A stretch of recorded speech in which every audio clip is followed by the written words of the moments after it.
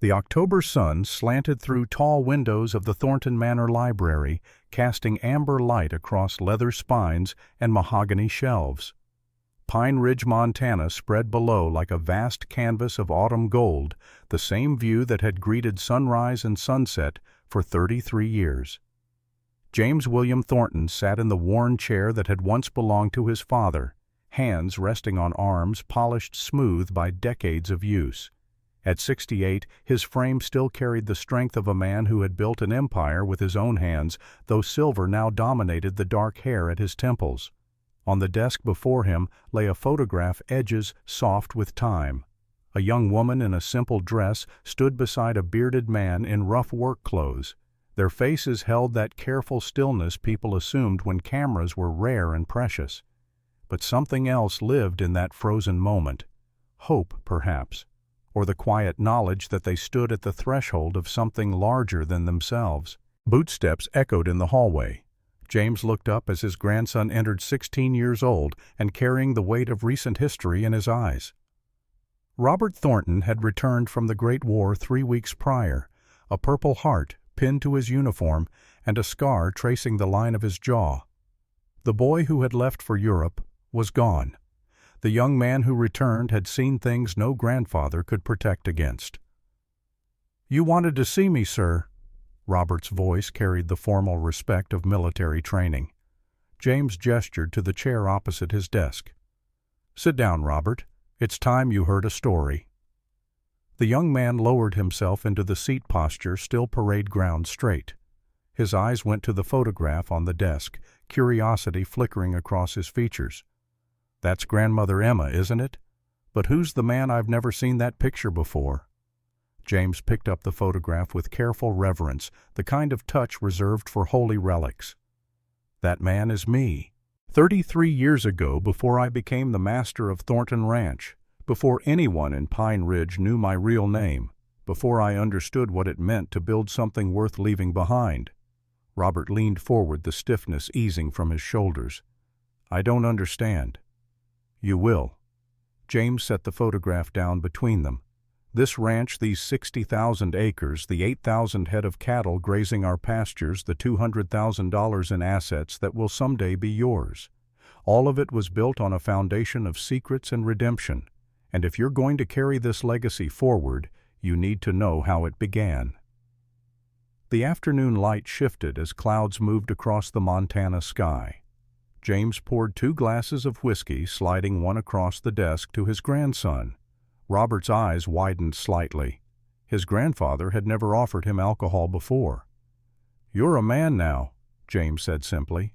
"Men drink whiskey, and men hear hard truths." Robert lifted the glass, waiting. "The story I'm about to tell you," James began, his voice settling into the cadence of memory, "starts in the summer of 1885. I was 35 years old, riding into Pine Ridge territory with 3 things: a Winchester rifle, a Colt revolver, and a leather satchel containing proof that I was the illegitimate son of the most powerful rancher in Montana." Robert's hand froze halfway to his lips. "But before I can tell you about that summer," James continued, "you need to understand what brought me to Montana. You need to know about your great-grandmother, Elizabeth Hayes, the woman who raised me alone in a Colorado mining town, the woman who loved my father and was abandoned by him, the woman who with her dying breath sent me on a journey that would change everything." James took a slow sip of whiskey, letting the burn anchor him to the present, even as his mind traveled back across the decades. When he spoke again, his voice carried the weight of old grief tempered by time into something like wisdom. "Your great-grandmother died in December of 1884. Consumption took her slowly, painfully. I held her hand in that rented room in Denver, listening to her struggle for each breath. And when she could barely whisper, she made me promise something." "What did she promise?" Robert asked quietly. "She made me swear I would find my father, not for money, not for revenge, but so I could look into his eyes and know what kind of man would abandon a woman carrying his child. She wanted me to choose consciously whether to be like him or better than him." James stood, moving to the window. The ranch spread before him like a kingdom, every fence post and barn a testament to choices made long ago. So I came to Montana, and everything that followed, every acre of land you see, every lesson I learned about power and honor and what it means to be a man, it all began with a lie. He turned back to face his grandson. Let me tell you about the summer I met Emma Hartwell. The summer I became James Crawford. The summer I learned that sometimes the greatest fortunes are built not on what we inherit, but on what we choose to become. Robert settled deeper into his chair. Whiskey forgotten, and James began. The Montana sun beat down like a hammer on an anvil, relentless and unforgiving. July of 1885 had brought drought to the territory, turning grass brittle and creeks to trickles.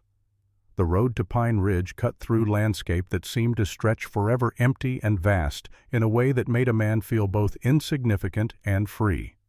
James Crawford, as he called himself then, rode a sturdy bay mare he'd purchased in Billings. Everything he owned was lashed to the saddle. The Winchester rifle rode in its scabbard, cleaned and oiled. The Colt at his hip carried 6 rounds hammer resting on an empty chamber for safety. These were tools of survival in a land where law existed mostly as a concept and justice often came from the barrel of a gun. But the most important thing he carried sat in the leather satchel tied behind the saddle. Letters written in a woman's careful hand. Photographs that had survived 35 years. A birth certificate bearing 2 names. Elizabeth Hayes' mother. William Thornton father. The last hill before Pine Ridge crested and the settlement came into view. Calling it a town would have been generous. 24 buildings clustered along a rutted main street. A general store, a saloon, a church that doubled as schoolhouse on weekdays. And in the distance, dominating the valley like a fortress, the main house of Thornton Ranch. James reined in his horse, studying the ranch with the careful assessment of a military scout surveying enemy territory. Even from miles away, the scale was impressive. Barns larger than most houses, corrals that could hold hundreds of horses, outbuildings scattered across pastures where cattle grazed in numbers too large to count at a glance. This was his father's empire, built on land and cattle and the kind of ruthless business sense that crushed competitors and accumulated wealth like a river gathering strength. Somewhere in that main house lived William Thornton, 65 years old, and master of everything the eye could see. James touched his heels to the mare's flanks and started down the slope. The meeting could wait a few hours. First, he needed to understand the territory, know the people, find the weak points in his father's armor. The road descended through scrub pine and over a narrow creek that barely deserved the name. And it was there, in the meager shade of a struggling cottonwood, that James first saw her. She was bent under the weight of 2 wooden buckets, water sloshing with each labored step. 27, maybe 30 years old, though the sun and hard work had aged her face beyond her years. Her dress was faded calico, mended in a dozen places. Boots worn thin at the soles, hands wrapped around bucket handles, showed calluses thick as leather. But what struck James most was the set of her shoulders. Bowed under the weight, yes, but straight beneath the burden. There was dignity in her struggle, a kind of quiet strength that spoke of years spent carrying loads no one else would bear. He was going to ride past. This wasn't his concern. He had come to Montana for one purpose, and helping strange women with water buckets wasn't part of the plan. Then she stumbled. Not a fall, just a momentary loss of balance as her boot caught a rock. Water splashed from the buckets. She stopped setting them down with a small sound that might have been pain or frustration or both. Her hands came up, fingers working the spots where handles had cut into palms. James saw blood. Before conscious thought caught up with instinct, he was dismounting. The mare's reins wrapped around a branch, his boots hitting hard-packed earth. 3 strides closed the distance between them. "Morning, ma'am." His voice came out rougher than intended, rusty from days of silence on the trail. "Those buckets look heavy." She jumped like a startled deer, spinning to face him. Fear flashed across her features. Not the healthy caution a woman alone might show to a strange man. This was something deeper. Learned. the kind of fear that came from too many harsh words and harder hands. "I can manage, sir." She kept her eyes down, voice barely above a whisper. James had already reached for the buckets. Up close he could see the cuts on her palms more clearly. Fresh blood mixed with older scars. This woman had been carrying water for a long time. "I'm sure you can," he said, lifting the buckets with an ease that demonstrated the strength in his arms. "But you don't have to. Where are you headed?" "The settlement, sir." She gestured vaguely toward the cluster of buildings. "I live there." "Then I'll walk with you." She opened her mouth probably to protest again, then closed it. Something in his tone perhaps told her the decision was already made, or maybe she was just too tired to argue. Either way, she started walking, and James fell into step beside her. The silence stretched between them, broken only by the creak of bucket handles and the soft scuff of boots on dirt. James studied her from the corner of his eye. There was something familiar in her bearing, not in the sense of having met her before, but in the way she moved through the world, small, trying not to take up space, apologizing with her posture for the simple act of existing. His mother had moved like that in the early years, before she found her strength, before she learned that survival meant standing tall even when the world pressed down. "I'm James Crawford," he said, breaking the silence. "New foreman at Thornton Ranch."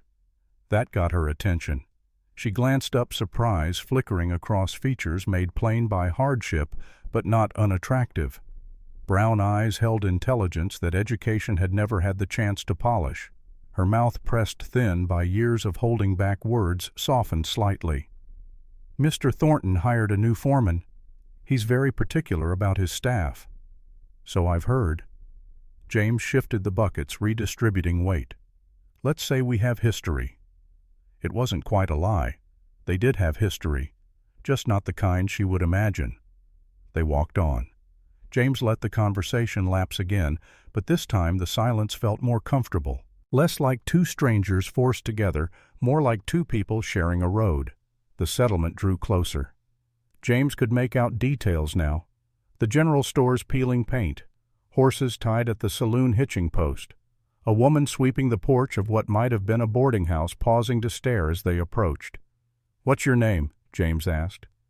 Another hesitation, like she wasn't used to people asking or caring about the answer. "Emma," she said finally. "Emma Hartwell." "Well, Miss Emma Hartwell, which cabin is yours?" She pointed to a structure at the edge of the settlement. Calling it a cabin was generous. It was more of a shack, logs chinked with mud that had cracked in the summer heat, a roof of wooden shakes missing enough pieces to make rain a serious concern, one window covered with oiled paper instead of glass. James carried the buckets to the door, set them down carefully to avoid splashing more water. When he straightened, Emma was looking at him with an expression he couldn't quite read. Confusion, maybe, suspicion, a hint of something that might have been hope quickly tamped down like a dangerous fire. "Thank you," she said, "for the help." "It was my pleasure, Miss Hartwell." He meant it. There was something about her quiet dignity that demanded respect. "Perhaps our paths will cross again." "Perhaps," she agreed, though her tone suggested she thought it unlikely. James tipped his hat, mounted his mare, and rode toward the Thornton Ranch. But as he crested the next rise, he looked back. Emma stood in her doorway, one hand shading her eyes, watching him go. Even from that distance, he could sense her confusion. He understood. Acts of kindness were clearly rare in her world. James turned his horse toward Destiny and spurred into a canter. Behind him, Emma Hartwell remained in the doorway, something unfamiliar stirring in her chest. She didn't have a name for it yet, but in time she would call it hope. The main house of Thornton Ranch rose like a monument to ambition. 2 stories of timber and stone with a wide porch that wrapped around 3 sides. Glass windows, a luxury in the territory, caught the afternoon sun and threw it back in brilliant shards. Chimneys at either end promised fireplaces large enough to heat rooms through Montana's brutal winters. James dismounted at the hitching post, taking his time to secure the mare. His hands moved with the automatic precision of long practice, but his mind was cataloging details. The quality of the lumber in the barn, the condition of the fences, the way workers moved about their tasks with the efficiency that spoke of good management and fair treatment. Whatever else William Thornton might be, he ran a tight operation. The front door opened before James reached the porch. A man emerged, weathered and competent, wearing the practical clothes of a working ranch hand. His eyes did a quick assessment. Armed stranger. Travel-worn, but not destitute. Carrying himself with the confidence of someone accustomed to respect. Help you. The question was neutral, neither welcoming nor hostile. James Crawford, I'm expected. Recognition flickered. The new foreman. Mr. Thornton's in his office, I'll show you. The interior of the house matched the exterior's promise. Hardwood floors polished to a soft gleam. Furniture that had been shipped from back east at considerable expense. Books lining shelves in a room glimpsed through an open door. This wasn't just wealth. This was culture, education, the kind of life Elizabeth Hayes might have had if William Thornton had possessed the courage to choose love over legacy. James felt anger tighten his chest, forced it down. Emotion was a luxury he couldn't afford. Not yet. The ranch hand knocked on a door at the end of the hall. Mr. Thornton, James Crawford is here. Send him in. The voice came muffled through thick wood, but James heard it clearly. Deep, authoritative, accustomed to being obeyed. His father's voice. James entered the office. It was a working room, not a showplace. A massive desk dominated the center, covered with ledgers and papers organized into neat stacks. Maps hung on walls, showing property lines and water rights. A gun rack held rifles cleaned and oiled to perfection. The window behind the desk framed a view of the ranch that made the strategic purpose clear. From here, William Thornton could literally overlook his domain. The man himself sat behind the desk, not bothering to look up from the ledger he was reviewing. 65 years old, hair more silver than dark, shoulders still broad despite age. Strong hands held a pen with the same confidence they might hold a branding iron or a rifle. James stood silent, waiting. Let his father make the first move. See what kind of man assumed an employee would simply stand there ignored. The silence stretched. William Thornton made a notation in the ledger, turned a page, made another mark. Finally, without looking up, he spoke. Martinez recommended you. Said you know cattle and can handle men. That true? Yes, sir. Wages are $80 a month. You'll live in the foreman's cabin. Meals with the hands in the bunkhouse. You report to me directly. Any questions? Just one. Now William looked up and froze. Whatever he had been about to say died on his lips. The pen slipped from fingers, suddenly nerveless, rolling across the desk and falling to the floor with a small clatter that sounded loud in the sudden silence. James stood perfectly still, letting his father look. See the resemblance that no amount of time or distance could erase. The same jawline, the same height, the same eyes, gray-blue like winter sky over mountains. William Thornton was looking at his own face, aged back 30 years. Elizabeth. The name came out as barely more than a whisper. James reached for the leather satchel he'd brought with him, set it on the desk between them with deliberate care, opened it and withdrew the contents. Letters tied with faded ribbon, photographs preserved in frames of cheap wood, a birth certificate, the paper yellowed, but the ink still clear. William picked up the first photograph with shaking hands. A young woman, perhaps 19, stood in front of a photography studio in Denver. Her dress was simple but clean. Her face held the kind of beauty that came from hope and youth and believing the world might be kind. She kept these, James said, his voice level despite the emotion roiling in his gut. Every letter you sent in the first year before they stopped coming. Every promise you made about sending for her, about making things right. William set the photograph down like it burned his fingers, picked up the next one. This showed a young man standing beside the same young woman. The man was clearly a younger version of William himself. The resemblance was unmistakable. When did she... William couldn't finish the question. December. Last year. Consumption. It took her slowly. James heard his own voice go hard. She died in a rented room in Denver because she couldn't afford a doctor. The woman you promised to marry, the mother of your son. She died alone except for me coughing blood into rags we couldn't afford to replace." William's face had gone gray. He stood slowly like an old man despite his still vigorous frame, moved to the window without speaking, staring out at land and cattle and wealth that could have saved Elizabeth Hayes if pride and fear hadn't stood in the way. "My father found out," William said finally, voice rough, "about Elizabeth, about the pregnancy. He gave me a choice: marry her and be disinherited, or send her away with money and keep my inheritance. And you chose the money." "I chose like a coward." William turned from the window, and James saw tears in his eyes. In a man of this generation in this hard country, tears were a seismic event.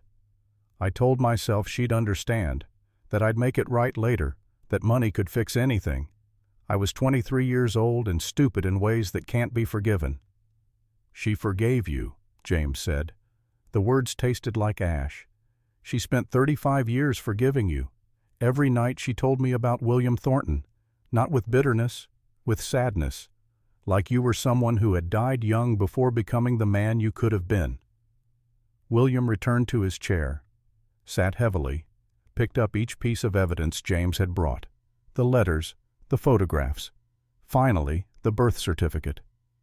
"James William Thornton," he read aloud. "Born March 15, 1850, Denver, Colorado Territory. Mother Elizabeth Hayes. Father—" He stopped. "Father William Thornton," James finished. "She gave me your name, not as a claim, as a reminder that I had a choice to make. Would I become the kind of man who abandoned his responsibilities, or something better?" The silence that followed felt heavy enough to crack the floorboards. Outside, ranch sounds continued: horses whinnying, men calling to each other, the normal business of a working operation. But inside this office, two men faced a reckoning 35 years in the making. William Thornton opened a drawer in his desk, withdrew a small wooden box, opened it to reveal a stack of papers. He selected one, unfolded it, and placed it where James could see. It was a letter, addressed to Elizabeth Hayes in Denver, dated 1851, the year after James's birth. The seal had never been broken. "I wrote to her," William said quietly. "Sent 20 letters over 5 years. Every one came back marked addressee unknown. I hired detectives, searched every city between here and California. She'd vanished. I thought—" He stopped, started again. "I hoped she'd found someone better than me, someone who would give her the life she deserved." James picked up the letter, saw his father's handwriting, young and uncertain, felt something shift in his chest. Not forgiveness, not yet, but a crack in the armor of righteous anger he'd worn for so long. "She moved constantly," James said. "Different cities, different names sometimes, not hiding from you exactly, just trying to stay ahead of the shame. An unmarried mother with a child. There weren't many places that would accept that." William nodded slowly. "And now she's gone, and I never had the chance to tell her." He couldn't finish. "Tell her what? That she was the only woman I ever loved. That not a day passed when I didn't think of her. That I built all of this." He gestured to encompass the ranch, the wealth, the empire. "And it meant nothing because the one thing I wanted I'd thrown away with both hands." James had come to Montana expecting many things: anger, denial, perhaps an attempt to buy his silence. He had not expected this. Genuine grief, real remorse, the broken pieces of a man who had made a terrible choice and spent decades living with the consequences. It didn't change the past, but it complicated the present in ways James hadn't anticipated. William stood again. This time he opened a cabinet and withdrew a bottle of whiskey and 2 glasses, poured generous measures into each, slid one across the desk to James. "A toast," William said, raising his glass, "to Elizabeth Hayes, the best woman either of us will ever know." James lifted his own glass. They drank in silence. When the glasses were empty, William refilled them, but instead of drinking, he set his down and met James's eyes directly. "I'm dying," he said simply. "Heart disease. Doctor from Denver gave me a year, maybe less." The words hit like a physical blow. James had imagined this confrontation 1,000 times during the ride from Colorado. In his imagination there had been time to know this man, time to decide whether forgiveness was possible, time to extract every answer to every question that had haunted his childhood. Now time that precious commodity was in short supply. "I have no children," William continued, "no wife. Edward, my cousin, assumes he'll inherit everything when I die. He's a snake who'll tear down everything I built and sell it piece by piece to pay gambling debts." He opened another drawer, withdrew a document thick with legal language and official seals. "This is my will, written 6 months ago when the doctors confirmed what I already suspected. It names you, James William Thornton, as my sole heir, legitimate son acknowledged and claimed. Everything I own becomes yours when I die." James stared at the document. At the bottom he could see signatures: William Thornton, 3 witnesses, a notary seal. "Why?" The question came out harsh. "You didn't acknowledge me for 35 years. Why now?" "Because it's the right thing to do. And because—" William paused, took a slow breath. "Because I want the chance to know my son before I die, to see what kind of man Elizabeth raised, to maybe, if I'm very lucky, earn something that looks like forgiveness. I don't forgive you. I know. I don't expect you to." William's voice remained steady. "But I'm asking you to stay, work as foreman, learn the business. Let me teach you how to run this ranch, and when I'm gone, decide for yourself whether to keep it or burn it to the ground.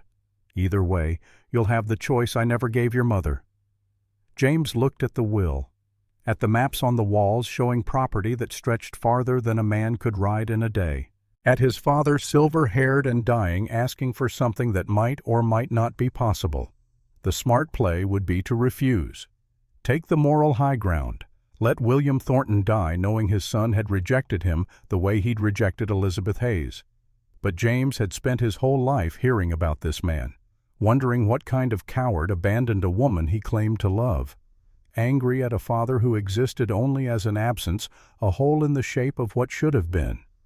Now, unexpectedly, he had the chance for answers, for understanding, if not forgiveness, and perhaps, just perhaps, the chance to transform something born of cowardice into something that could honor his mother's memory. "I'll stay," James heard himself say, "but on one condition." "Name it." "No one knows I'm your son until after you die. I'll work as James Crawford foreman, hired on merit. If I can't run this ranch successfully, I don't deserve to inherit it. Blood alone isn't enough." William studied him for a long moment. Then slowly he nodded. "Agreed. You'll earn your place through competence, not birthright." He extended his hand across the desk. "Welcome to Thornton Ranch, Mr. Crawford." James shook his father's hand. The grip was still strong despite the failing heart. Strong enough to have held on to Elizabeth Hayes if courage had matched strength. But that was 35 years in the past, and the future, for however long it lasted, started now. 4 weeks had passed since the wedding. 4 weeks of learning what it meant to build a life beside someone rather than simply existing in parallel. The cabin James had prepared stood at the edge of the ranch property, close enough to the main operations for convenience, far enough for privacy. 2 rooms that had seemed adequate for a bachelor felt almost spacious now that they held purpose beyond mere shelter. Emma rose before dawn each morning, a habit formed by years of hauling water in darkness to avoid the heat of day. But now she moved through their small domain with quiet efficiency, building up the fire in the cast-iron stove, preparing breakfast while James dressed for the day's work. Coffee boiled in a blue enamel pot. Bacon sizzled in the pan. Biscuits rose in the oven, filling the cabin with scents that spoke of home rather than just habitation. James sat at the table he'd built with his own hands, reviewing notes he'd made the previous evening. Ranch operations required constant attention. Fence lines to check, cattle to rotate between pastures, workers to supervise. 1,000 details that separated a well-run operation from one sliding toward chaos. Emma set a plate before him. Their fingers brushed a contact that still carried the electric charge of newness.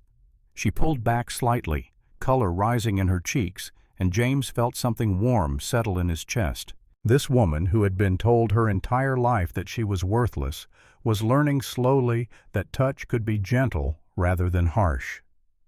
"The north fence posts are rotting," Emma said, pouring coffee into his cup. "I saw them yesterday when I walked to town.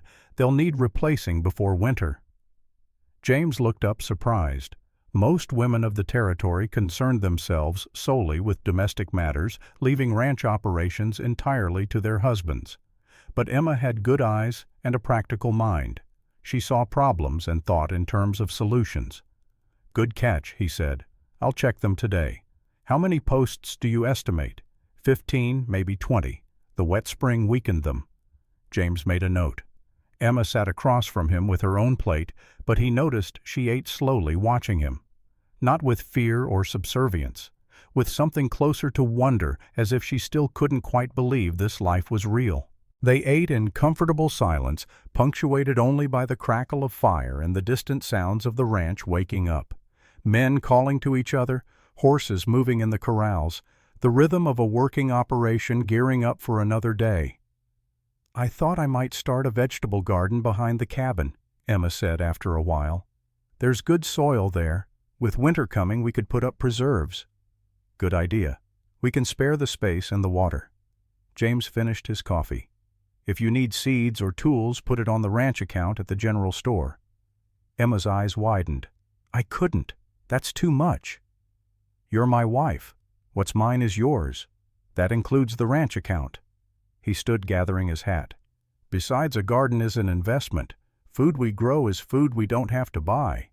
He bent to kiss her forehead, a gesture that had become habit over the past weeks. Emma closed her eyes, accepting the affection with an expression that made James's chest tighten. How many years had she gone without tenderness? How long had she believed herself unworthy of basic kindness? The door closed behind him. Emma sat for a moment in the quiet cabin, hand touching the spot where his lips had pressed against her skin. Then she stood, cleared the dishes, and began planning her garden. She had learned these past weeks that happiness required active participation. It wasn't something that simply happened to you. It was something you built day by day, choice by choice. Outside, James walked toward the main barn where the day's assignments would be distributed. The morning air carried autumn's first hints, a crispness that promised winter would come early this year. He made mental notes as he walked. Extra hay needed to be cut and stored. Storm shelters checked and reinforced. Firewood split and stacked. Rodriguez met him at the barn, the Mexican hand, who had proven himself reliable and competent. "Morning, boss. Got the crew ready for fence repair detail." "Good man. Take Murphy and Thompson. Start on the north section. Emma spotted rot in the posts there." Rodriguez nodded, respect clear in his eyes. In a month, James had earned what some foremen couldn't achieve in years. He worked harder than anyone he supervised, made decisions that were fair rather than convenient, paid promised wages on time and in full. Small things, perhaps. But in the hard world of ranch work, small things mattered. The morning passed in the familiar rhythm of labor. James rode fence lines, checking for breaks, supervised the rotation of cattle to fresh pasture, stopped a potential fight between two hands who'd gotten into a dispute over cards the night before. By noon, his shirt was soaked with sweat despite the cooling weather. He was returning to the main barn when he saw the rider approaching from the direction of the main house, not one of the regular hands. Someone moving with the purposeful speed of carrying urgent news. The rider was young, barely 20, employed at the main house rather than on range work. He reined in his horse hard, breathing heavy. "Mr. Crawford, you need to come quick. Mr. Thornton collapsed." James felt his blood turn to ice. "When?" 20 minutes ago. Dr. Harrison's with him now, but it's bad, real bad." James was already swinging into his saddle. The ride to the main house took minutes that felt like hours. He found organized chaos, workers standing in uncertain clusters, the housekeeper wringing her hands on the porch, and through the open door of William's bedroom he could hear the doctor's calm voice giving instructions. James dismounted, taking the porch steps 2 at a time. No one tried to stop him. In the month since his arrival, everyone had noticed that William Thornton treated his new foreman differently, with respect that bordered on affection. Conversations that went on longer than mere business required, a relationship that defied easy explanation, if they only knew. Dr. Harrison looked up as James entered the bedroom.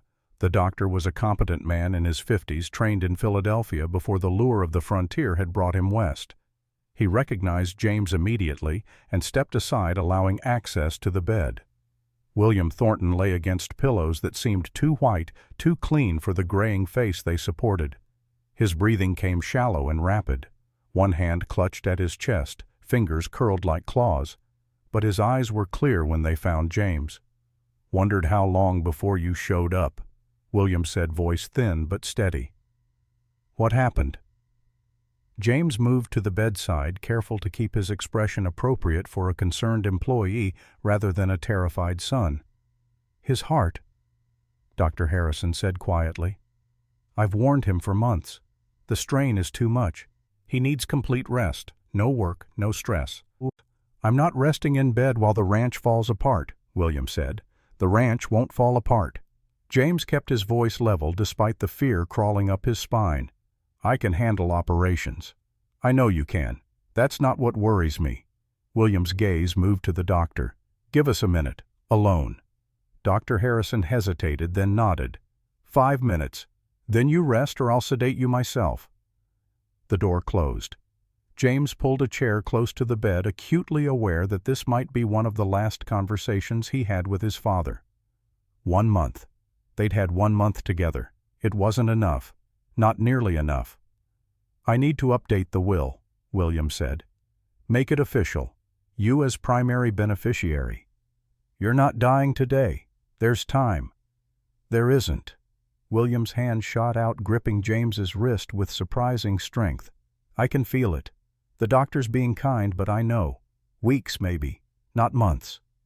James felt something break inside his chest. He'd spent 35 years hating this man, blaming him for every hardship Elizabeth had endured.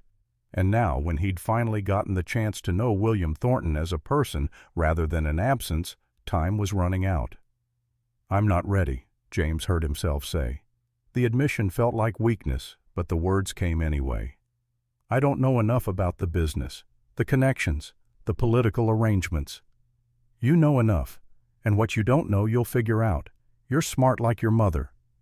William's grip loosened, hand falling back to the bed. "But James, you need to be careful. Edward knows I'm sick. He's already making moves." "What kind of moves?" "Borrowing money against expected inheritance. Making promises to creditors. Positioning himself as my heir." William's breathing had grown more labored. "When I die, he'll contest the will. He'll claim you're a fraud, that I was senile or manipulated. You need to be ready for that fight." "I will be. And you need to tell Emma, soon, before she hears it from someone else." James had been dreading this conversation. Emma deserved the truth. But every day that passed made the lie bigger, more consequential, harder to explain. "I'll tell her. After. When the will is read and there's no going back." "That's the coward's way." William's eyes held disappointment. "I know because I took it. I waited to tell my father about Elizabeth until she was already carrying you. By then it was too late for honesty. Only damage control." The words hit like a fist. James wanted to argue, to insist this was different. But William was right. Keeping secrets, even with good intentions, was still cowardice. And cowardice had cost William everything that mattered. "I don't want to lose her," James admitted. "Then don't be like me. Tell her the truth and trust that what you've built together can survive it." William closed his eyes, exhaustion winning the battle against will. "Learn from my mistakes, son. That's the only value they have." Dr. Harrison returned gently but firmly, ushering James out. "He needs rest now. You can visit tomorrow if he's stronger." James left the main house feeling like he'd aged a decade in an hour. The afternoon sun seemed too bright, the ranch sounds too normal. Somewhere in that house his father was dying. And James wasn't ready, wasn't prepared for the weight that was about to descend on his shoulders. He rode back toward his cabin, mind churning. But before he reached home, he was intercepted by Rodriguez. "Boss, we got a problem. Someone's been cutting fences on the East Range. Looks deliberate." James pushed personal concerns aside. The ranch needed him. Grief and fear would have to wait. "Show me," he said. They rode east where the Thornton property bordered unclaimed territory that was slowly being settled by smaller operations. The fence line showed clear evidence of sabotage, clean cuts through wire, posts deliberately loosened, and worse, cattle prints leading away from Thornton land. "Rustlers," Rodriguez said. "Third time this month." "You think it's Cornelius Drake?" James asked, naming the neighboring rancher who'd been pushing boundaries since before James arrived. "Drake or someone he hired. He's been talking around town about how Thornton's too old to protect his interests, how the ranch is weak." James studied the fence line, calculating. This wasn't random theft. It was probing, testing defenses, seeing how far they could push before meeting resistance. "Double the patrols tonight," James said. "Tell the men to go armed." And Rodriguez passed the word. "We're not looking to kill anyone, but we will defend what's ours. Anyone caught cutting fence or driving our cattle gets one warning. After that we shoot." Rodriguez grinned. "About time. The men have been getting restless. We know how to handle rustlers." That night James joined the patrol himself. 6 men on horseback spread across the most vulnerable sections of fence line. The moon was near full, providing enough light to see by while still leaving shadows for concealment. They waited. Midnight passed. Then 1 in the morning. James was starting to think the rustlers had moved to a different section when he heard it. The soft nicker of horses moving slowly. Men's voices deliberately quiet but carrying in the still night air. James signaled his men. They spread out, approaching from 3 sides. Through the fence line, James could see shapes. A dozen men, maybe more. They worked with practiced efficiency, cutting wire and driving a small herd of Thornton cattle through the gap. Professional thieves. Not desperate homesteaders stealing 1 cow for food. This was organized crime backed by money and planning. James waited until the thieves were committed. Half the cattle through the fence, the men fully focused on their work. Then he stood in his stirrups, Winchester rifle aimed at the sky. The shot echoed across the empty land like thunder. "Drop your weapons. You're surrounded." For a heartbeat, everything froze. Then chaos erupted. Some rustlers reached for guns, others dove for cover. Horses screamed and plunged. The stolen cattle scattered in panic. James didn't want a massacre, but he needed to make a point. He aimed for the lead rustler's horse, putting a round into the ground inches from its hooves. The animal reared, throwing its rider. Before the man could recover, Rodriguez was there with a rope lassoing him like a steer. Gunfire crackled across the darkness. James saw muzzle flashes, heard bullets whine past. He dropped from his horse, using the animal's body as cover while he worked the Winchester's lever action. Aimed. Fired. A rustler screamed, going down with a leg wound. The fight lasted minutes, but felt eternal. When it ended, 3 rustlers were captured. 2 were wounded non-fatally. The rest had scattered into the darkness, leaving behind the stolen cattle and their fallen companions. James approached the captured leader, a man in his 40s, with the look of someone who'd spent years on the wrong side of the law. "Who hired you?" The rustler spat blood. "Go to hell." James cocked the Winchester, pressing the barrel against the man's kneecap. "Last chance. Who hired you?" Fear flickered in the rustler's eyes. These weren't men accustomed to real consequences. They expected to steal, maybe exchange a few shots, and ride away into the night. Actual accountability was foreign territory. "Drake," the rustler said finally. "Cornelius Drake. Pays $50 per head we deliver. And someone else, another man, paying extra." The rustler hesitated. James pressed the rifle harder. "Eastern gentleman," the rustler gasped. "Didn't get a name, but he paid $200 extra if we caused maximum damage. Stampede the herd. Burn buildings. Make Thornton Ranch look weak." James stepped back, lowering the rifle. Edward. It had to be, trying to devalue the ranch before he inherited it, or trying to make James look incompetent as foreman, maybe both. Rodriguez, take these men to the sheriff in town, file charges for cattle theft and armed trespass. Tell Sheriff Morgan I want them prosecuted to the full extent of territorial law. Yes, boss. James watched the prisoners being tied and loaded onto horses. Around him his men moved with the quiet satisfaction of a job well done. They'd defended their territory, proven that Thornton Ranch wasn't weak regardless of William's failing health. But as James rode back toward the main house to report the incident, he felt the weight of what was coming. Edward wasn't going to stop with hired rustlers. The real battle, the one that would determine who controlled this empire, hadn't even begun yet. And when it came, James would need more than a Winchester rifle to win. The next 2 weeks passed in a blur of activity and dread. William's health continued to decline despite Dr. Harrison's best efforts. The old rancher spent most days in bed now, strength fading like snow in spring sunshine. James visited daily ostensibly to report on ranch operations, but really just to be present, to extract whatever wisdom and knowledge he could from a man who wouldn't be around to share it much longer. Emma noticed the toll it took.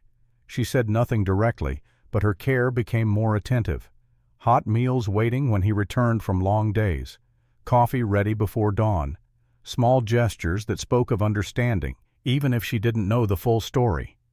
And then, on a cold November morning, with frost turning the grass silver, Dr. Harrison sent word. If James wanted to see William Thornton alive, he should come immediately. James found his father propped against pillows, skin the color of old parchment, but his eyes were clear, alert, focused with the intensity of a man who knew his time was measured in hours. "Close the door," William said. His voice was barely a whisper, but the command in it remained. "I need to tell you some things, and I need you to listen without interrupting." James closed the door, pulled the chair close, prepared himself for whatever last words his father needed to say. "I loved your mother," William began. "I want you to understand that. It wasn't a youthful mistake or a moment of weakness. I loved Elizabeth Hayes with everything I had, and I was too much of a coward to choose her over this." He gestured weakly at the room, the house, the ranch beyond. "I know." "Do you?" "Because I need you to really understand.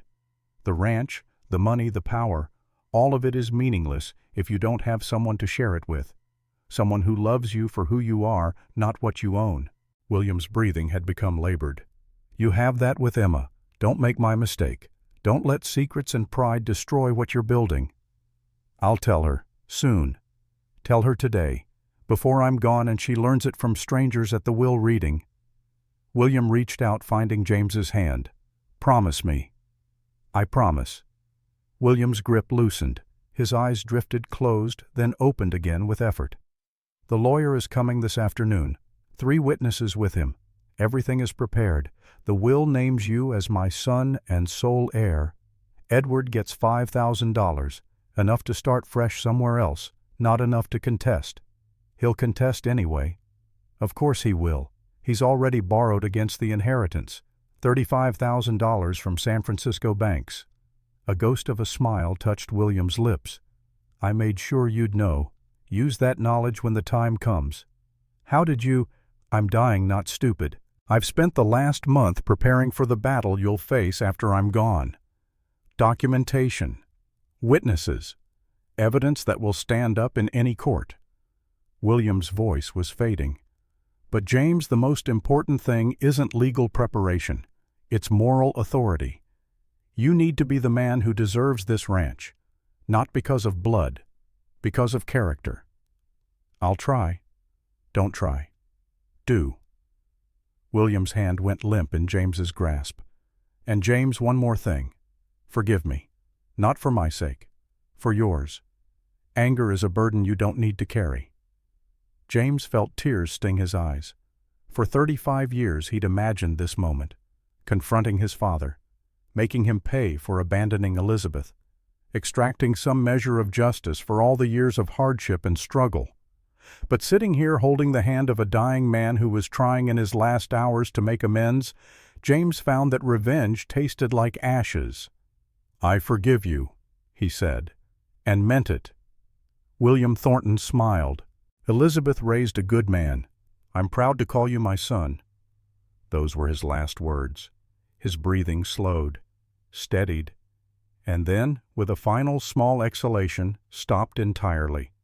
James sat for a long time holding his father's hand as it cooled. 35 years of anger and resentment, 1 month of actual acquaintance, and now this ending. It seemed inadequate, insufficient, but it was what they had. Finally he stood, gently arranged William's hands across his chest, pulled the sheet up to cover the face that had looked so much like his own, and went to inform the household that William Thornton, master of the greatest ranch in Montana Territory, had passed away. The next 3 days were a whirlwind of arrangements and obligations, the body prepared, notices sent to distant relatives, the ranch continuing its operations because cattle didn't stop needing care just because their owner had died. James moved through it all in a fog, aware that he was being watched, evaluated. People noticed that the new foreman seemed to take William's death harder than a mere employee should. Let them notice.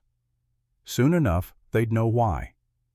The will reading was scheduled for November 12th, 4 days after William's death. The main house library was crowded with people who'd made the journey from across the territory. Distant cousins who'd never visited when William was alive. Business associates smelling opportunity. And prominently, Edward Thornton.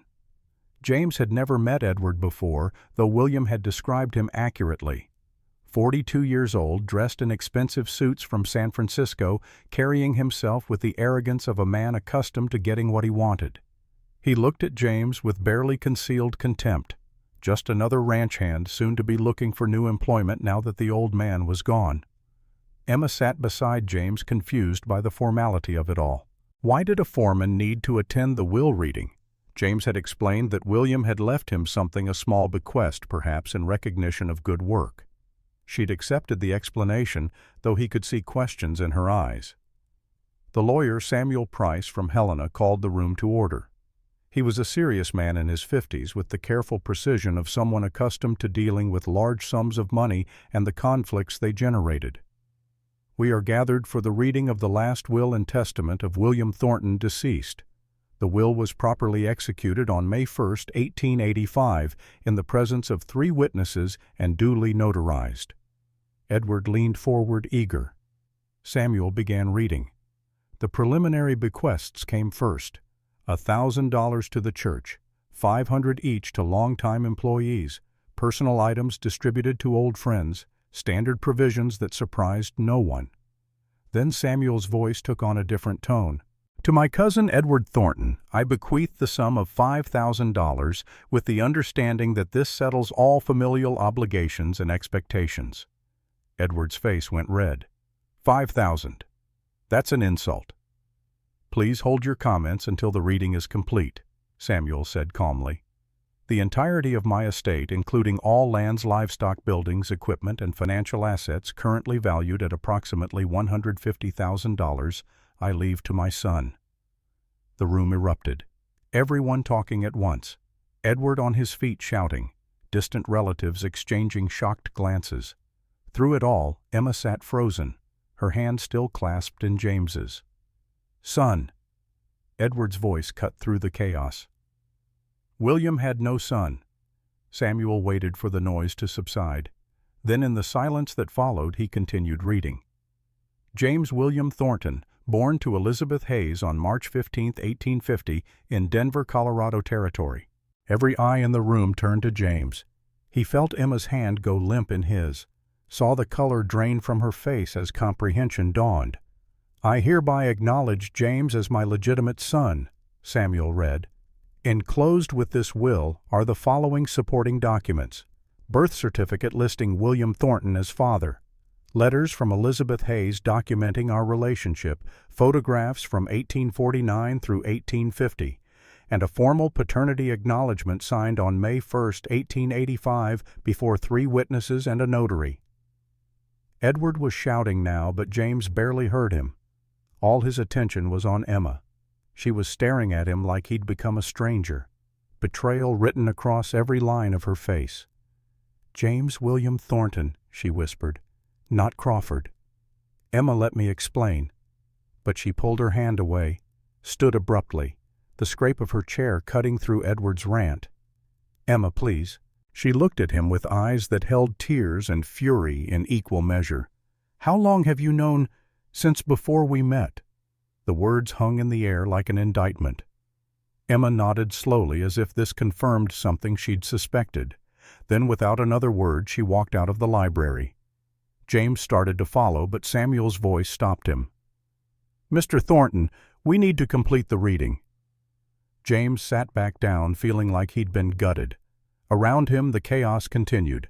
Edward demanding to see the documents, relatives arguing about legitimacy and inheritance law, Samuel Price calmly producing evidence, laying it out for inspection. The birth certificate yellowed but clear. Photographs showing William as a young man with Elizabeth, letters in Elizabeth's careful hand. And most damning of all, the formal acknowledgment signed by William, witnessed by Judge Robert Mitchell, Dr. Harrison, and the town's leading banker. "This is fraud," Edward declared. "My cousin was clearly not of sound mind in his final months. He was manipulated." "I was one of the witnesses," Judge Mitchell said quietly.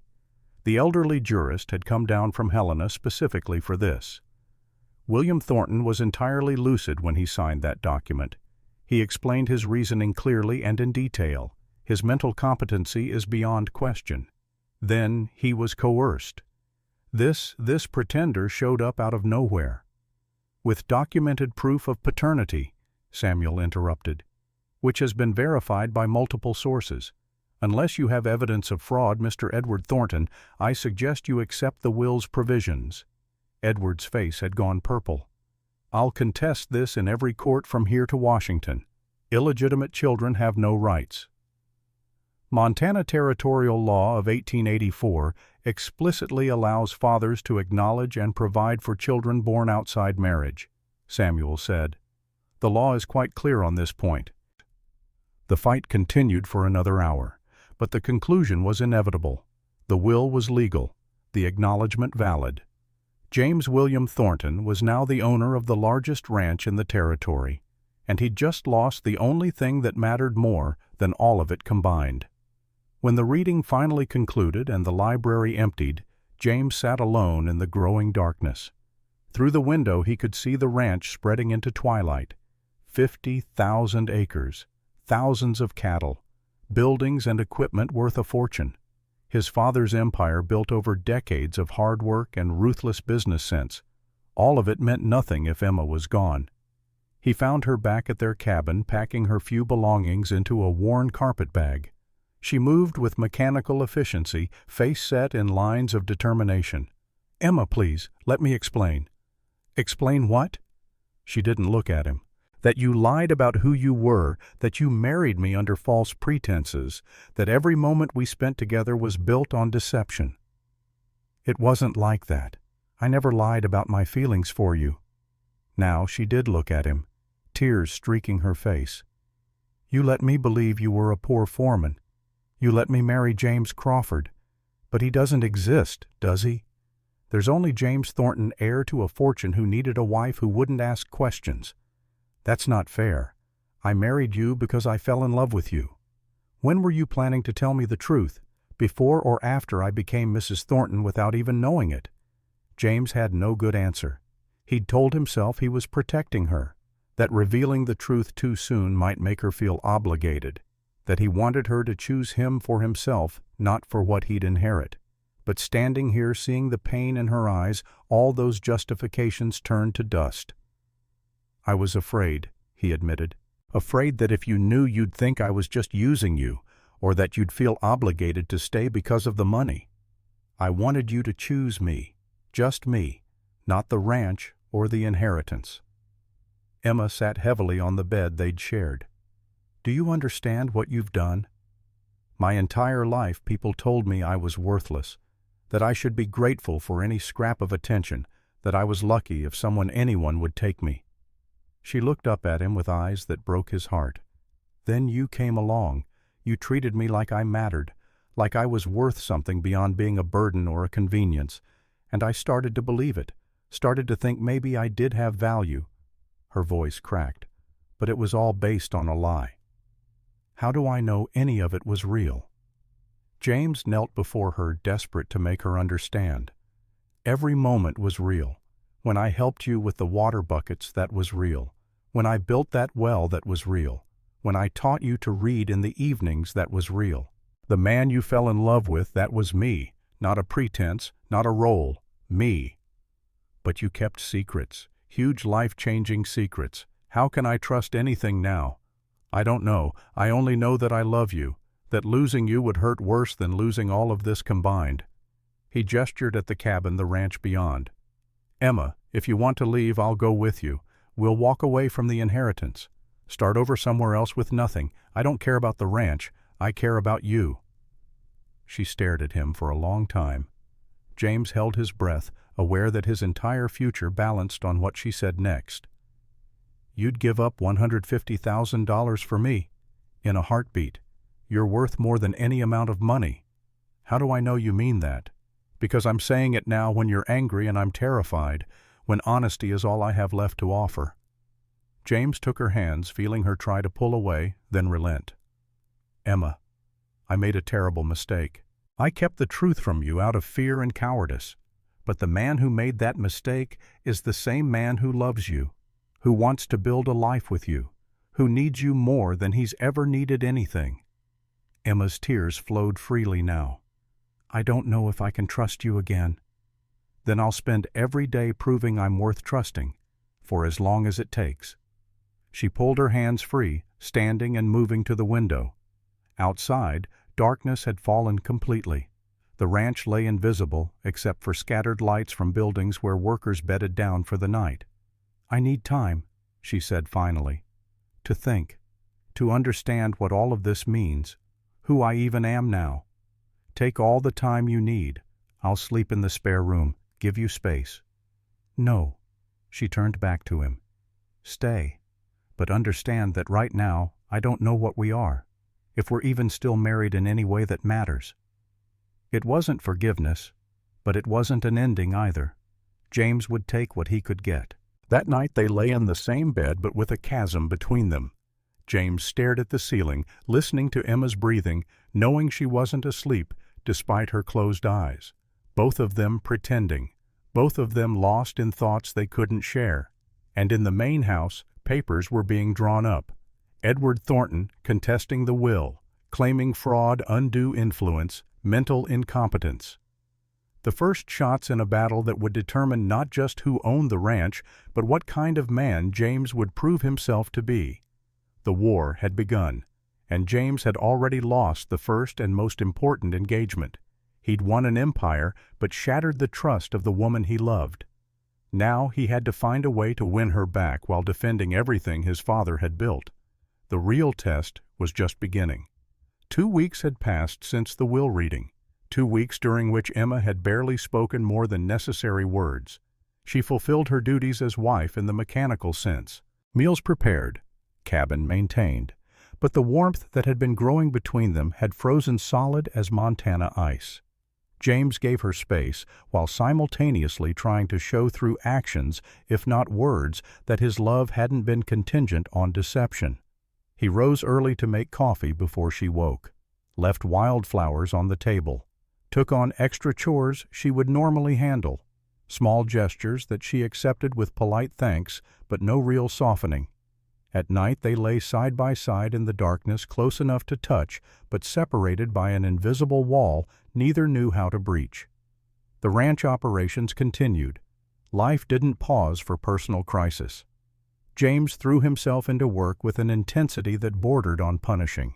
He was up before dawn working until darkness forced him inside. The physical exhaustion helped. When your body ached from honest labor, the emotional pain became almost bearable by comparison. Rodriguez noticed, of course. "Boss, you keep working like this, you'll break yourself. The ranch needs attention. The ranch needs its owner to not collapse from exhaustion." Rodriguez paused. "How's Mrs. Thornton?" James didn't answer, couldn't answer without his voice breaking.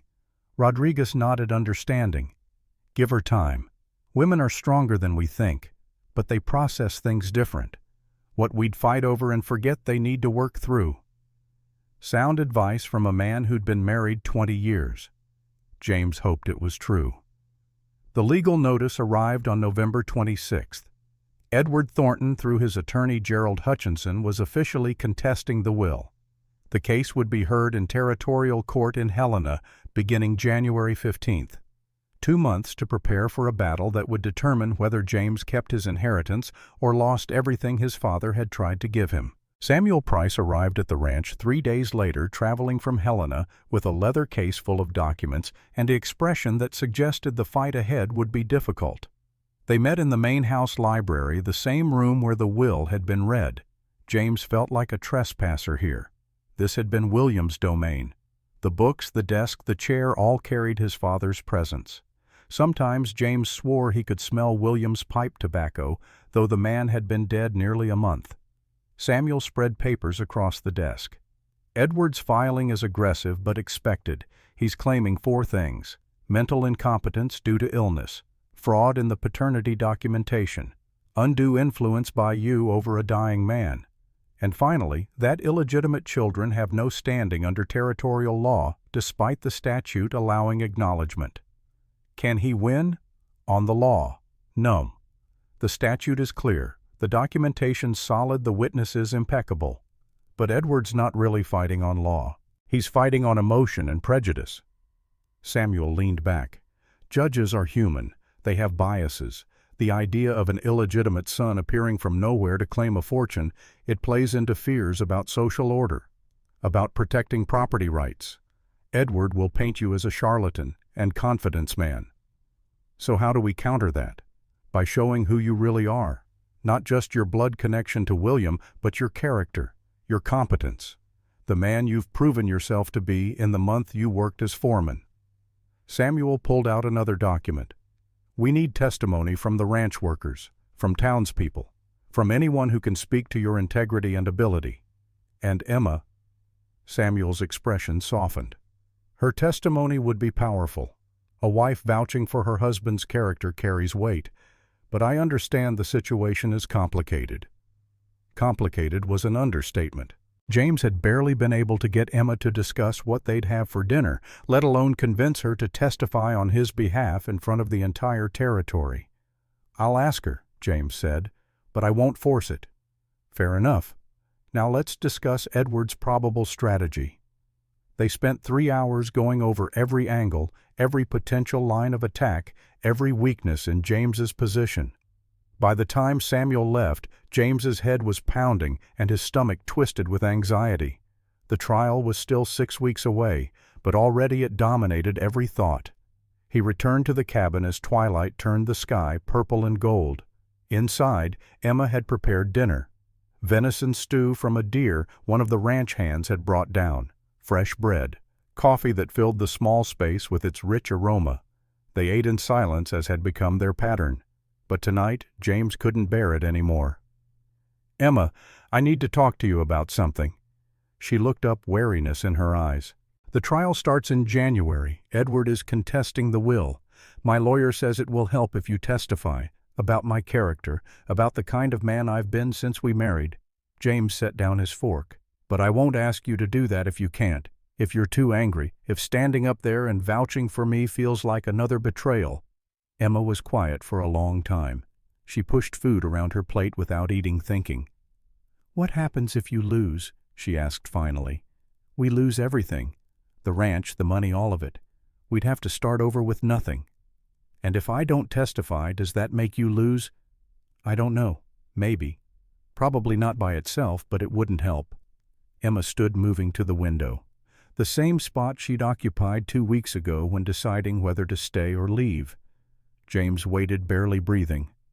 I'm still angry, she said, still hurt, still trying to understand how the man I thought I married could keep such enormous secrets. I know. But... She turned to face him. I've also been thinking about everything that's happened, about the man you've been since William died. You could have ignored me, told me I had no right to be angry since I was now rich. Reminded me that without you I'd still be hauling water buckets and sleeping in that shack. I would never. I know, that's my point. Emma moved back to the table but didn't sit. You've given me space, respected my anger, kept every promise you made except the one about complete honesty. And that promise you broke before we married when you were still figuring out who you were and what you wanted. James felt something loosen in his chest. Not forgiveness, perhaps, but a crack in the ice. I'll testify, Emma said. Not because I've forgiven you completely, but because despite the secrets, despite the lies of omission, I believe you're a good man who made a mistake. And good men deserve second chances. Thank you. The words felt inadequate. Emma, don't. She held up a hand.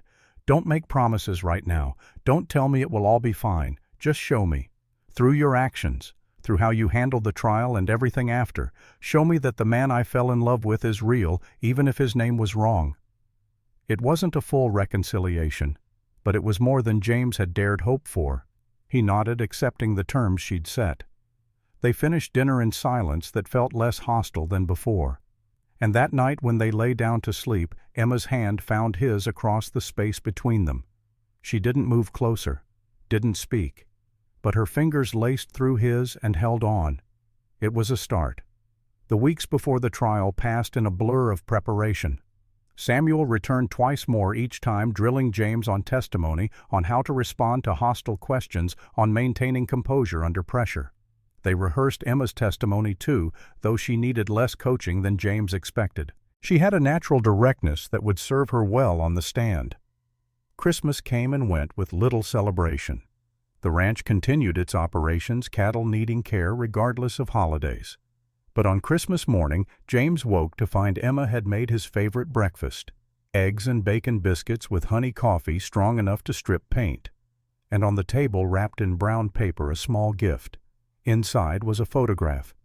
James and Emma on their wedding day, captured by the traveling photographer who'd happened through Pine Ridge that week. In the image they stood side by side, Emma in her altered dress, James in his wedding suit. Both looked young and hopeful and slightly terrified. So we remember, Emma said quietly, what we were building before everything got complicated. James set the photograph on the shelf above the bed. A reminder of promises made even if the path to keeping them had become treacherous. January arrived with bitter cold and snow that turned the ranch into a landscape of white on white. The trial date approached like an inevitable reckoning. James, Emma, and Samuel made the journey to Helena in a wagon fitted with runners for snow travel, bundled under blankets and moving at a pace that gave James too much time to think. Helena was the territorial capital, a city that had grown rich on gold and copper mining. The courthouse dominated the main square, 3 stories of stone that proclaimed the permanence of law in a land still half wild. Inside, hallways echoed with boot steps and legal arguments. The smell of tobacco and old wood permeated everything. The courtroom on the 3rd floor could seat perhaps 100 people. On January 15th, every seat was filled. News of the case had spread across the territory. Illegitimate son inheriting a fortune. Established heir fighting back. It had all the elements of drama that drew crowds like moths to flame. Judge Robert Mitchell presided, 60 years old and carrying a reputation for fairness tempered with conservatism. He'd been one of the witnesses to William's paternity acknowledgement, which Edward had tried to use as grounds for recusal. Mitchell had refused, noting that being a witness didn't bias him toward any particular outcome, only toward truth. Edward sat at the plaintiff's table with Gerald Hutchinson, looking confident and expensive in tailored suits. He'd brought supporters, business associates from San Francisco, who lent an air of Eastern sophistication to his side of the courtroom. James sat with Samuel and Emma at the defense table, acutely aware that every eye in the room was evaluating him, judging whether he looked like William Thornton's son, whether he seemed like a charlatan or an honest man wronged. The weight of those stares felt physical. Mitchell called the court to order with 3 sharp raps of his gavel. We are convened to hear the case of Edward Thornton versus the estate of William Thornton. Mr. Hutchinson, you may present your opening statement. Gerald Hutchinson stood, and James got his first real look at the man who would try to destroy him. Late 40s, sharp-featured with the kind of confidence that came from winning more cases than he lost. He addressed the courtroom like an actor on a stage voice carrying to the back rows. Your Honor, gentlemen of the court, this case presents a simple question. Should a lifetime of legitimate family bonds be overturned by convenient evidence produced at the last possible moment, William Thornton built his empire over 40 years. In all that time, he never once acknowledged having a son. Then, in his final months, weakened by illness and facing death, a stranger appears. This stranger produces documents that could easily be forged, tells a tragic story designed to manipulate an old man's guilt, and within weeks of William's death walks away with $150,000. Hutchinson paused, letting that number sink in. James Crawford, or Thornton as he now calls himself, asks this court to believe that William Thornton abandoned a woman and child for 35 years, then suddenly developed a conscience. That seems unlikely at best, fraudulent at worst. We will prove that William was not of sound mind in his final months, that the so-called evidence is fabricated or misrepresented, that undue influence was applied to a dying man who couldn't resist, and that Edward Thornton Williams' legitimate cousin and closest living relative is the rightful heir to the estate. He sat down to murmurs of approval from his section of the courtroom. Samuel stood moving to the center of the room with quiet authority. Where Hutchinson had been theatrical, Samuel was conversational, speaking to the judge as one reasonable man to another. Your Honor, the opposition would have you believe this is a complicated case requiring deep investigation into motives and authenticity. It is not. The facts are simple and documented. William Thornton had a relationship with Elizabeth Hayes in 1849. She became pregnant. Rather than face his family's disapproval, William sent her away with money and broken promises. Elizabeth raised their son alone for 35 years, keeping every scrap of evidence of their relationship. Samuel gestured to the defense table where documents were stacked.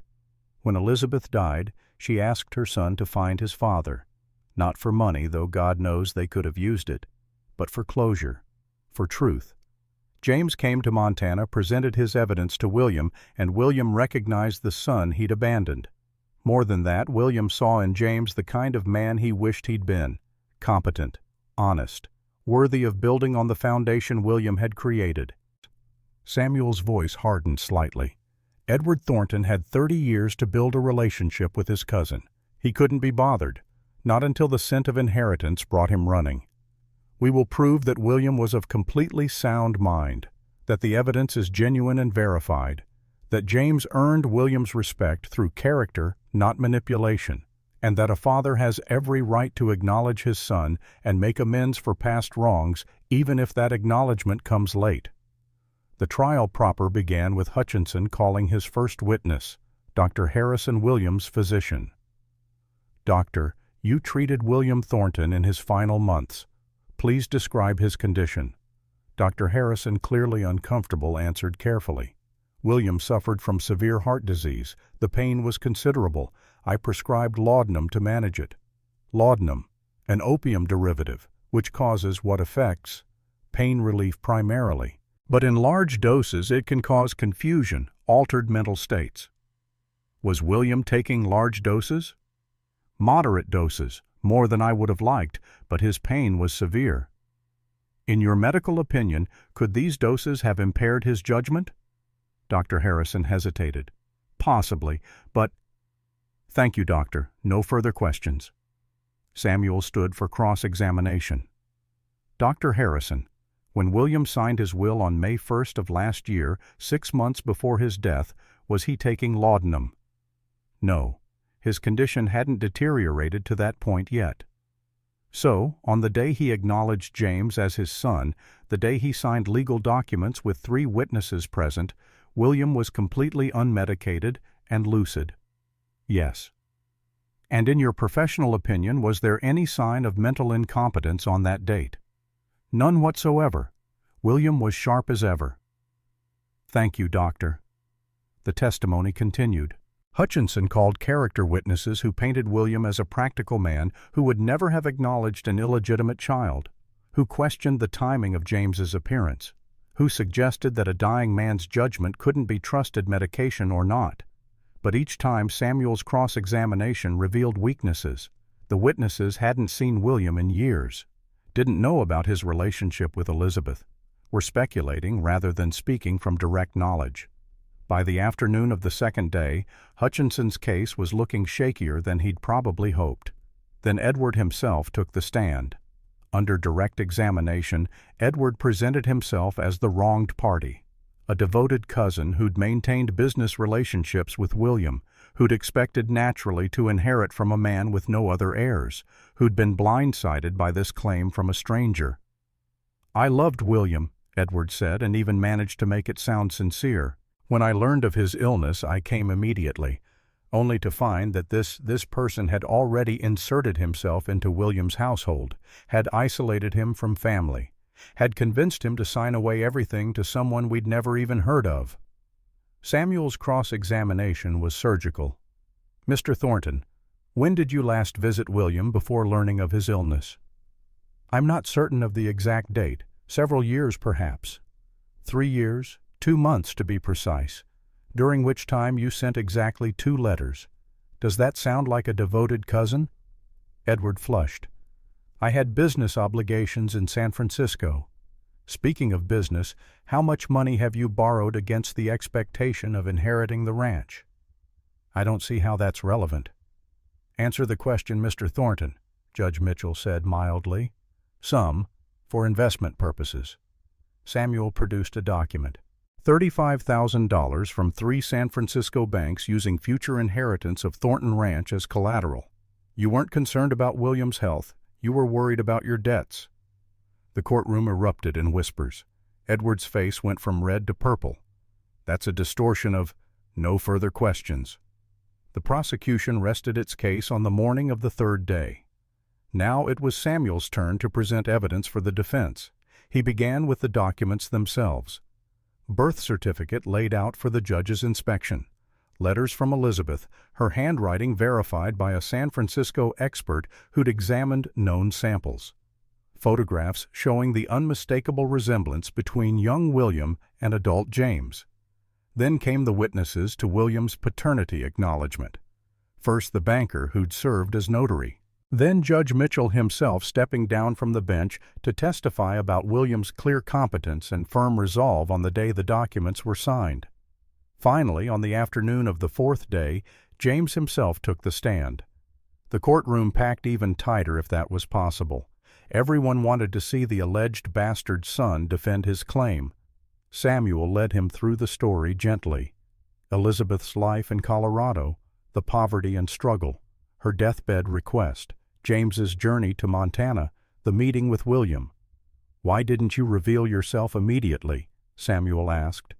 "Because I wanted to earn my place through competence, not blood. I made my father a deal. I'd work as foreman under an assumed name. If I proved capable of running the ranch, then I deserved to inherit it. If I couldn't, then blood alone shouldn't be enough." "And did you prove capable?" "I believe so. The ranch turned a profit under my management. The workers respected me. The operations ran smoothly." "Tell the court about your relationship with William in those final months." James's voice roughened. "We talked. About his life, my mother's life, the choices that led us to that point. I learned that he'd tried to find her, that he'd never stopped loving her, that abandoning us was the great regret of his life. In the end, we had 1 month together. It wasn't enough, but it was more than either of us had expected." Hutchinson's cross-examination was aggressive, designed to rattle James. "Let's talk about your convenient marriage. You met Emma Hartwell while hiding your true identity, correct?" "I was working as foreman under the name I'd used for years, deceiving her. I wasn't ready to reveal the truth yet. Not to her, not to anyone." "How fortunate for her that you revealed it after William's death, making her a wealthy woman." James's hands clenched on the witness stand rail. "I married Emma because I loved her, because she was kind and strong and deserved better than what life had given her. The inheritance had nothing to do with it. Really? You're claiming you married a poor woman out of pure love? Hutchinson's tone dripped skepticism. I married her when I was a foreman making $80 a month. Yes, I knew I'd eventually inherit. But she didn't. She married me thinking I was poor. She's still here after learning the truth. That should tell you something about her character and mine. Or it tells us she's willing to overlook deception for money. Object. Samuel started, but James cut him off. Emma Hartwell is the most honest person in this courtroom. She deserves respect, not your insinuations. Judge Mitchell intervened. Mr. Hutchinson, save the character assassination for your closing arguments. Mr. Thornton, compose yourself. When James stepped down, his hands were shaking. Not from fear, but from the effort of maintaining control when every instinct screamed to defend Emma more forcefully. Emma was the last witness Samuel called. She walked to the stand with her head high, wearing her best dress, the one she'd been married in. Every eye in the courtroom followed her. Samuel's questioning was gentle, designed to let Emma tell her story in her own words. Mrs. Thornton, please tell the court how you met your husband.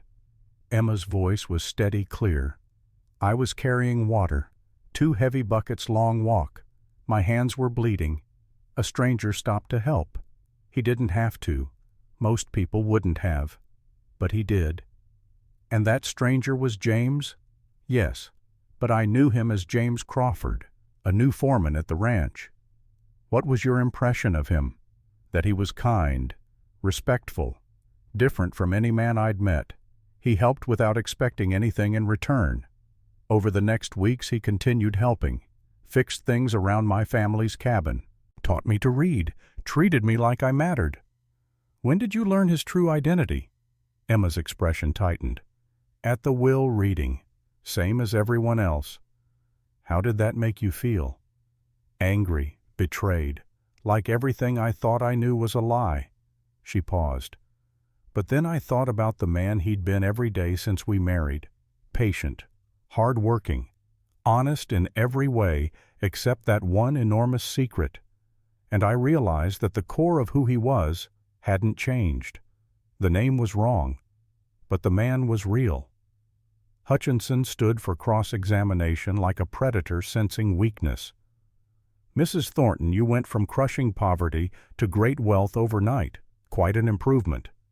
Material wealth, yes. Must be nice going from hauling water to commanding servants. We don't have servants. I still cook and clean our cabin myself. Hutchinson looked surprised. Why, you can afford help now. Because honest work has value regardless of bank accounts. Because I'm not ashamed of the life I came from. And because the most important thing my husband gave me wasn't money. It was dignity. The courtroom had gone absolutely silent.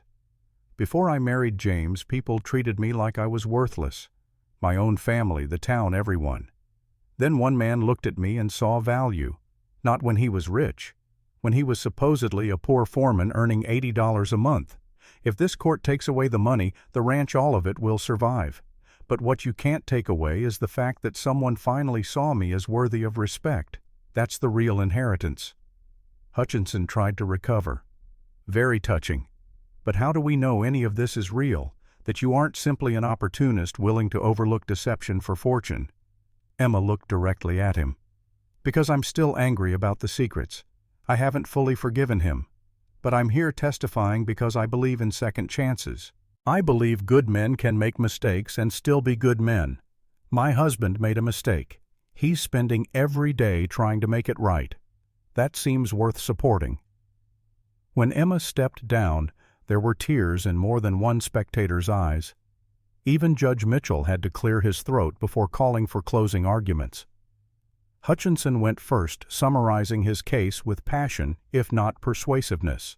William had been incompetent, the evidence questionable, James an opportunist, Edward the rightful heir. Standard arguments well delivered but lacking the weight of truth. Samuel's closing was simpler. Your Honor, this case comes down to a single question. Does a father have the right to acknowledge his son? Montana law says yes. The evidence proves paternity beyond doubt. The witnesses confirm William's mental competence. Everything else is noise designed to obscure simple truth. James Thornton is William's son. William acknowledged him freely and legally. The will should stand.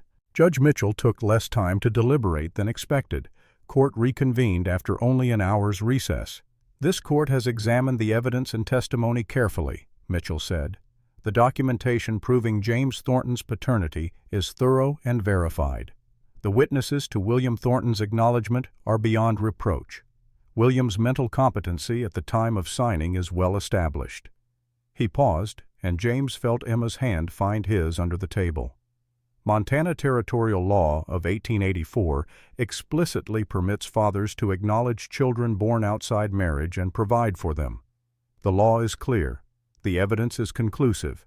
The will of William Thornton is hereby upheld in its entirety. Edward Thornton's contest is dismissed. The gavel fell like a thunderclap. James sat frozen, barely able to process the words. They'd won. The ranch was his. Everything William had built, everything he'd tried to give it, was now officially, legally James's. Edward stormed from the courtroom, Hutchinson trailing behind. Supporters congratulated James and Emma. Reporters shouted questions. Samuel smiled with quiet satisfaction. But Judge Mitchell wasn't finished. "However," he said, cutting through the noise, "this court wishes to make a recommendation. While the law favors James Thornton, equity suggests that Edward Thornton, as William's cousin and someone who maintained family ties for decades, deserves consideration beyond the $5,000 specified in the will. This court recommends, though, cannot enforce that James consider offering a more generous settlement, say $15,000, to avoid future conflict and honor family bonds." The courtroom quieted. Everyone looked at James. This was a test, not legal but moral. Would he be generous to the man who'd tried to destroy him, or would he take the harder road of justified vengeance? James thought of William's deathbed words, about choosing to be better than the men who'd wronged you, about building something worth passing down. He stood. "Your Honor, I'll do more than recommend. I'll offer Edward Thornton $20,000, 4 times what the will specified, on one condition. He accepts it in full settlement, leaves Montana, and never contests this inheritance again." Gasps echoed through the courtroom. $20,000 was a fortune in its own right, enough to start over anywhere, build a new life. Outside the courtroom, Edward's lawyer found Samuel. The offer was accepted within an hour. Edward took his money and disappeared west toward California. James never saw him again. The journey back to Pine Ridge took 3 days through winter weather, but the wagon felt warmer on the return trip. Emma sat closer to James, the ice between them finally beginning to thaw. "You didn't have to offer him so much," she said on the second night, as they camped under stars so bright they seemed close enough to touch. "I wanted to. My father spent his life holding grudges and living with regret.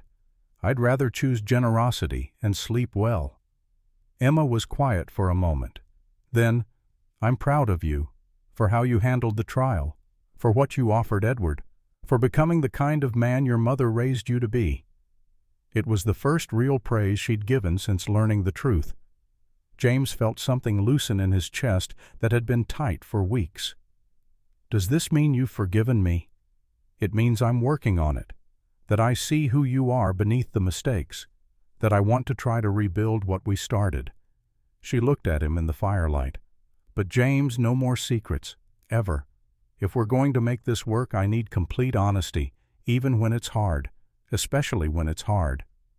"I promise, no more secrets." She leaned against his shoulder, and James wrapped his arm around her. Above them, the Montana sky wheeled in ancient patterns. Around them, the land stretched vast and empty and full of possibility. They'd won the legal battle. Now came the harder work of building something that would last. Spring of 1886 brought new beginnings. The ranch emerged from winter with James and Emma fully established as its masters. The transition wasn't without challenges. Some workers questioned taking orders from a 35-year-old who'd been foreman just months before. Some neighbors whispered about illegitimate heirs and improper inheritance. But James proved himself through consistent competence. He increased wages 10%, earning loyalty from workers who'd been underpaid for years. He built better housing for the hands, replacing leaking shacks with solid cabins. He established a school for workers' children, hiring a teacher from Helena at his own expense. Emma found her role too. She started a literacy program for adults, teaching evening classes in reading and arithmetic. She formed a women's cooperative where ranch wives could sell preserves, baked goods, and handiwork, keeping the profits for themselves rather than turning everything over to husbands. The changes rippled through the territory. Other ranchers grumbled that James was spoiling workers, setting dangerous precedents about wages and conditions. But ranch productivity increased. Workers stayed loyal. The Thornton brand became known for quality cattle and ethical operation. By 1890, the ranch had expanded to 60,000 acres through purchase of failing neighboring properties. The herd numbered 6,800 head. Annual profits exceeded William's best years. James had proven that treating people well and running a business successfully weren't mutually exclusive. But the true test of character came in the spring of 1900 when drought turned the Montana grasslands to dust. James watched the sky day after day, praying for rain that didn't come. The creek that fed the ranch slowed to a trickle. Pastures turned brown. Cattle grew gaunt ribs showing through hide. Across the territory, smaller ranchers faced ruin. In the town council meeting that May, the desperation was palpable. Cornelius Drake, the neighbor who'd once hired rustlers, stood before the assembly with hat literally in hand. "I've lost 200 head to starvation," Drake said, voice breaking. "I can't afford feed. The bank won't extend more credit. By fall, I'll have nothing left." Other small ranchers told similar stories, bankruptcy looming, families facing loss of everything they'd built. The banker in attendance shook his head sadly. Too much risk. No more loans. All eyes turned to James. He was the only one with resources deep enough to help. But he had no obligation. These were competitors.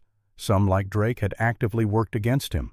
The smart business decision would be to let them fail, buy their land cheap when foreclosure came, expand the Thornton empire on the backs of others' misfortune. James thought about the man he'd become over the past 15 years, the lessons learned from William's deathbed confessions, the values Elizabeth had instilled, the kind of legacy he wanted to leave for his children.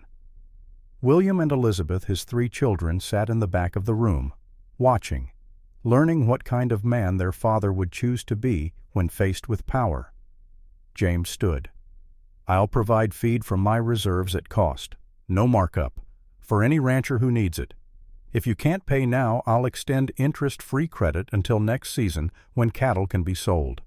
If you still can't recover, I'll buy your cattle at fair market value, not drought prices, what they'd be worth in a normal year." The silence that followed was profound.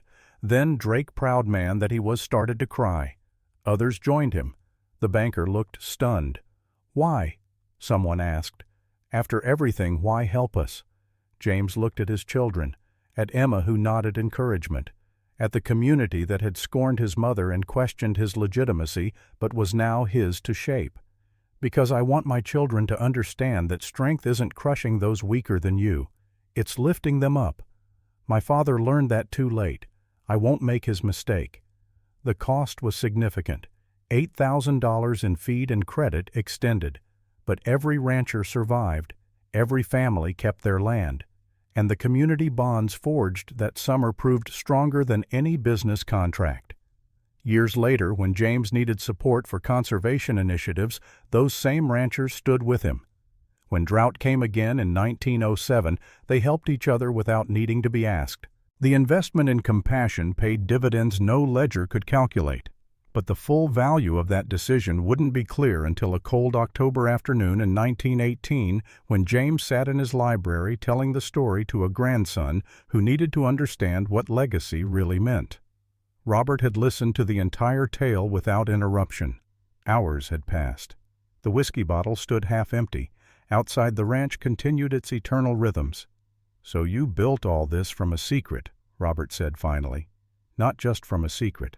From redemption, from choosing to be better than the man my father had been, from learning that true wealth isn't land or money, It's the values you pass down.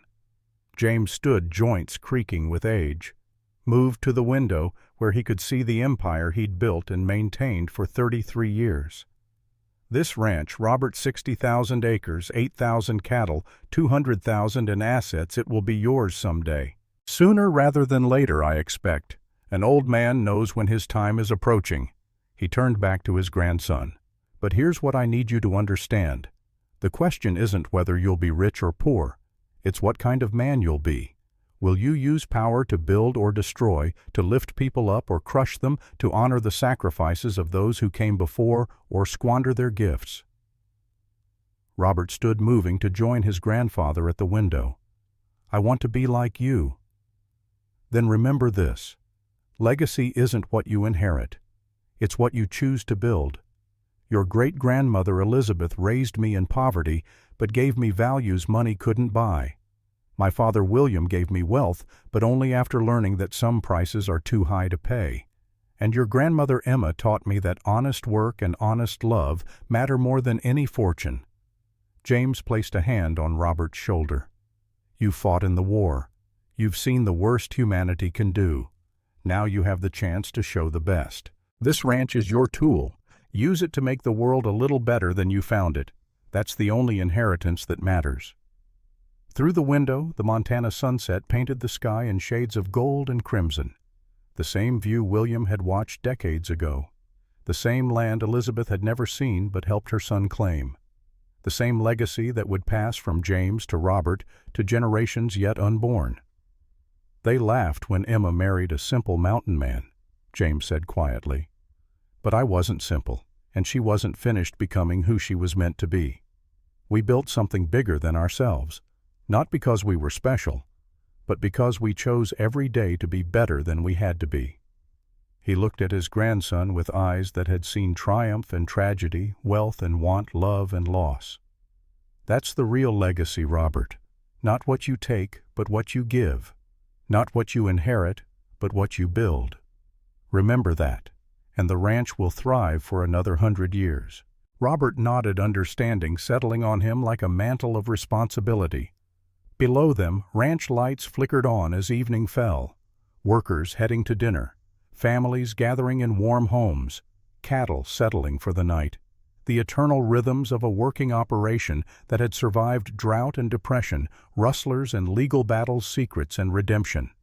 All of it built on a foundation of one man's choice to be better than his father, to transform shame into legacy, to prove that what we inherit matters less than what we become. The library door opened. A young woman entered. Robert's sister come to call them for dinner. Grandfather, father says if you don't come now, the food will get cold. James smiled. William, his eldest son, named for the father who'd tried to make amends. Running the ranch operations now while James moved into advisory roles.